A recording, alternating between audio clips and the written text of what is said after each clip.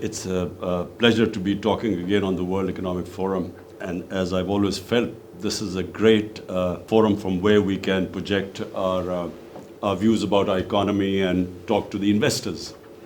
So let me just say, first of all, that Pakistan had stabilized its economy and was heading in the right direction when COVID hit us. And just like every country got badly hit by COVID because this was something unprecedented. And it was unprecedented because of the lockdown. There's no precedence of an economy being locked down, completely shut, and the consequences of that shutdown. That's really what the world is coping with. So for us, it was not just a question of curtailing the virus, but it was also stopping our people dying from hunger. And we very quickly realized that when you lock down an economy, you have to take care of those people who are daily wagers, whose family depend on their earnings on a daily basis or a weekly basis. And if you lock the economy down, not only these people get affected, but secondly, those people, who are in the informal sector, like the labor in Pakistan's labor, 80% is in the informal sector. So we have no record of them. So unlike the US, where you could send money to their bank accounts, we couldn't do that. So we quickly realized that we could not impose a lockdown like the one imposed in Europe or in China. We realized that we had to go for a smart lockdown. In other words, have spot the hotspots and lock them down, but do not really have a strict lockdown because you can't lock down hungry people. So that worked. We opened up our economy quicker than others. We never locked down the agriculture sector, which was basically rural. We opened up the construction sector, which was in the cities. And because it was mainly outdoor, there was no spread because opening up the construction sector. And then we had a cash program where we gave about 15 million families were given cash handouts. And it was one of the best programs. And that really saved us from the worst effects of the lockdown. And actually, because the people were with us, the public complied with our measures, we came out of it better than any other country. So we saved our economy from its worst effects. Also, we saved people dying from the virus. Now, of course, we are hitting a second peak. And my worry right now is that, number one, because we succeeded so well, people are no longer that worried about the virus anymore. And so we do not find that sort of level of compliance. And secondly, we do not know how long this second wave, because it's in the winter, we don't know what this winter wave is going to be like. So, there's a bit of worry right now because our cases are climbing up quite rapidly these days. The lessons we learned from the first wave of COVID was that we, in our country, with our high levels of poverty and with a young population, high levels of unemployment, we cannot afford a lockdown where we lock down our businesses, where we lock down the factories. So we have taken a policy decision that we are going to keep the businesses and the factories which employ people. We are not going to lock them down. We are going to only lock down the non-essential, in other words, public gatherings and so on, where our economy doesn't get hurt. Because we feel that the consequences of hurting our economy on the people is going to be far greater than the effects of the virus. Now, the two challenges we faced, the two biggest challenges, one was the fiscal deficit. When we came to power, it was the biggest ever fiscal deficit in our history. And second was the current account deficit, the external deficit. And that also was a record deficit. So the first year and a half really was stabilizing the economy to bring these deficits down. So cutting our expenditure, improving governance, and then improving the tax collection to remedy the fiscal imbalancing. And secondly was cutting down on our imports and trying to stimulate our exports, stimulate remittances into Pakistan, because that forms a considerable part of our foreign exchange earning. Foreign direct investment, which was improving and fortunately is improving again. And then also clamp down on money laundering. Now, this is a big problem in the developing world where illegal, illicit flows of money leave our country to offshore accounts and so on. This illegal money. So we clamp down on that too. As a result, after 17 years, the last quarter, we had a current account surplus. This is after 17 years, so this was a big achievement, and which reflected on the stability of our currency, because we have our currency is now floated and it's on a market-based exchange rate. So our current currency stabilized, in fact, gained in the last few months. Our exports started increasing, because previously our exchange rate was artificially kept high. As a result, the exports went down, and we had the biggest trade gap of $40 billion between import and exports. Our exports started improving. We also gave incentives to the export industry, to the industry in general. And so we are seeing, compared to all the other countries who've been hit by COVID, Pakistan is that fortunate country where our stock exchange shows that the business community has confidence in us. Our exchange rate reflects that. We have now cement sales are highest in our history, which means that the incentives given to the construction sector have worked. So the construction sector is on the move, which means more employment. Our textile industry at the moment is running full. The hub of the city, which is the hub of the textile industry, Faisalabad, they are short of labor right now. So the measures we took first stabilized and now are heading in the right direction. Of course, I say this because we do not now know, and we are praying that the second wave of COVID does not really make us take those measures which affect this right trend, the country which is heading in the right direction. CPEC is not exclusive to just China. CPEC is, first of all, it started with connectivity. It was a transport, a road network which connected various areas in Pakistan. Secondly, it was about power generation. We were short of power, so we needed power generation, to fuel the growing population and the growth rate. So now the second phase of CPEC is more than connectivity.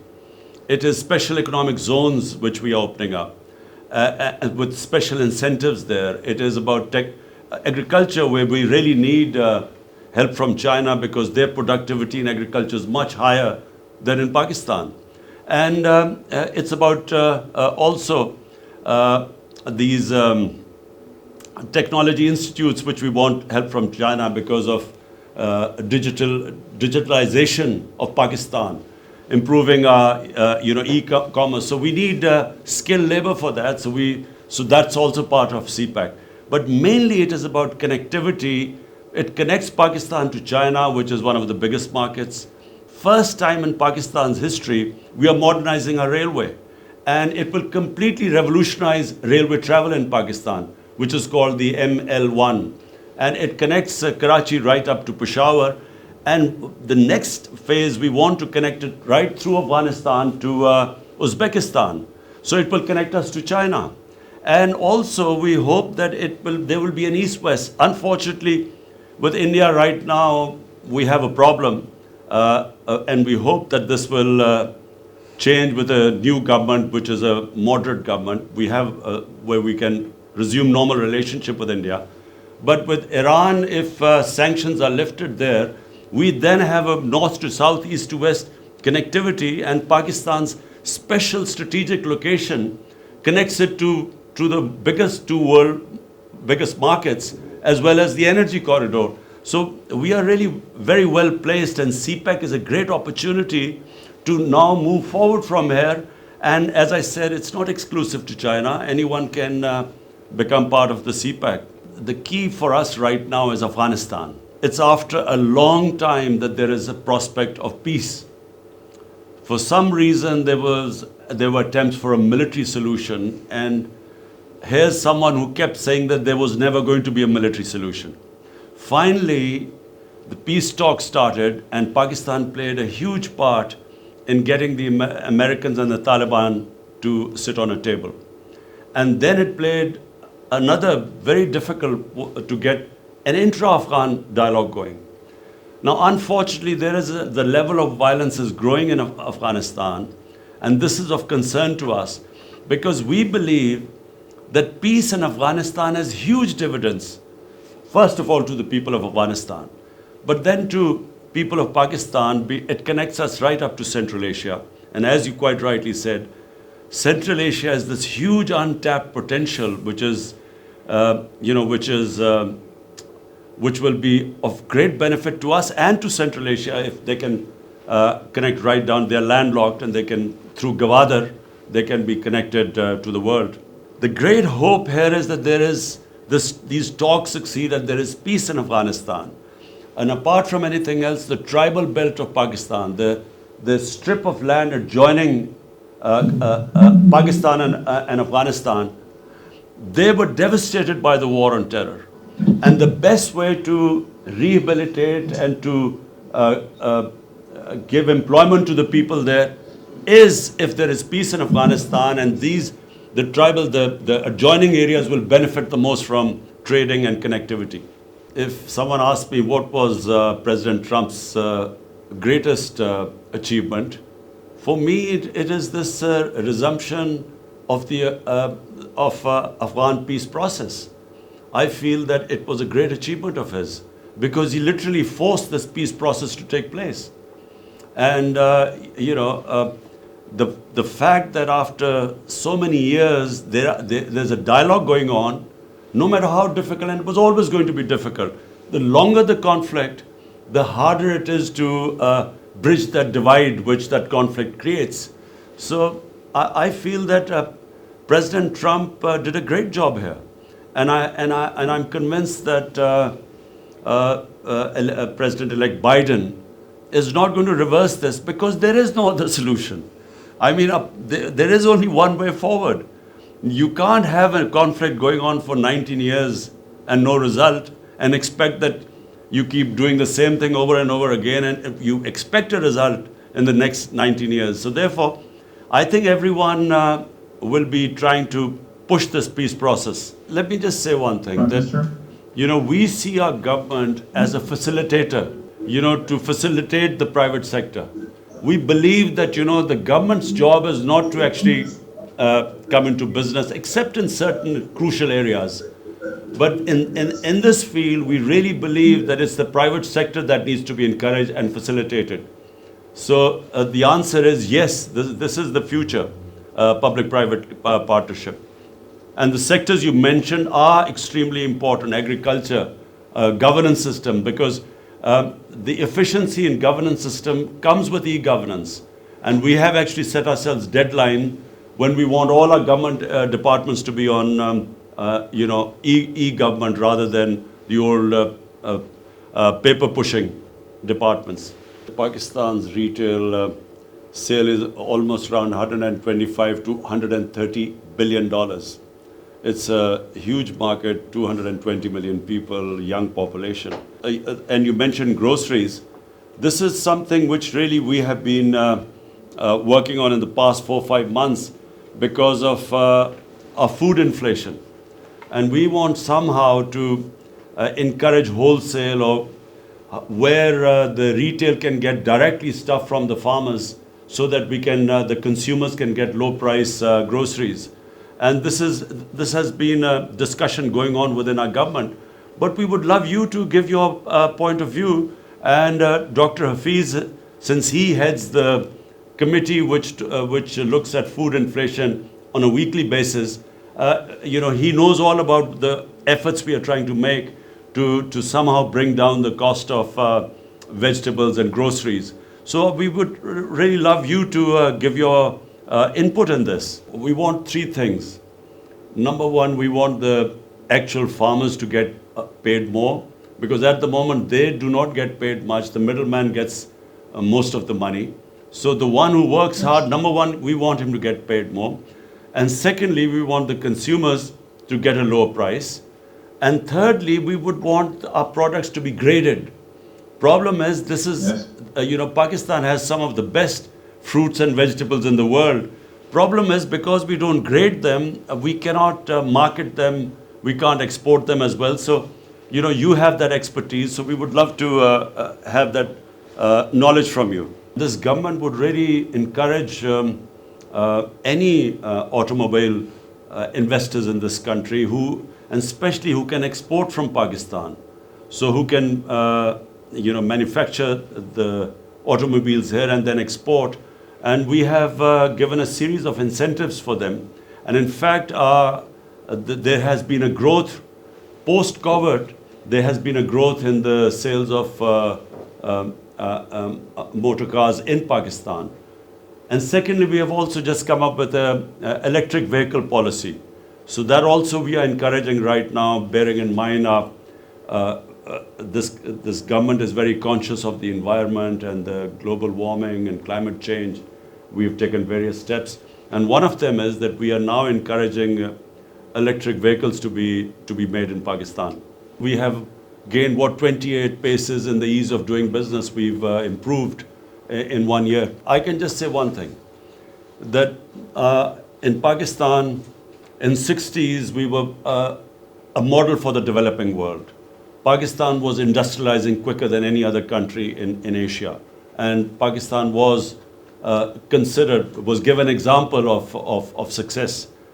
Unfortunately, 70s, we went the other way. We became more a socialist country, and so profit making almost became a crime at one point, which is sadly what happened in those days of where there were two camps, capitalism and communism.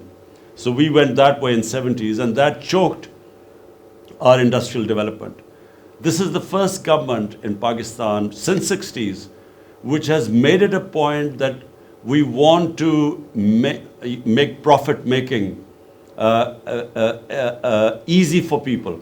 So we want to do everything to make it easy for investors to make profit in Pakistan. And so as a result, we are trying to remove all the impediments that were in the way of profit making. So that means dealing with regulations, with red tape, all the problems we were stuck with. And so we are moving in that direction, and it is reflected now, and especially in our construction sector, because that's one sector where 30 industries are attached to it. So once that gets going, the other 30 industries all start moving up. And that is where it has taken us almost a year to remove all the impediments that were in the way of the construction sector. And that's what we are trying to do in the small and medium industry. This Pakistan, the current Pakistan of the 220s, is all about creating wealth by industrializing, by making it easy for industrialists, and then using that wealth to lift our people out of poverty. And it's actually a model which China followed. Our biggest problem right now in Pakistan has been very expensive energy. We unfortunately, the sort of power generation contracts we signed in the past, the cost of that generation is unfortunately so high that we are almost 25% more expensive, producing more expensive energy in Pakistan compared to our competitors like Bangladesh and India. And I mean 25% more expensive energy to industry. And therefore, it has actually impeded our industrialization, which means wealth creation, and which means our inability to sort of raise people out of poverty or even to pay our debts. So therefore, our biggest challenge has been now to provide affordable energy to our industry.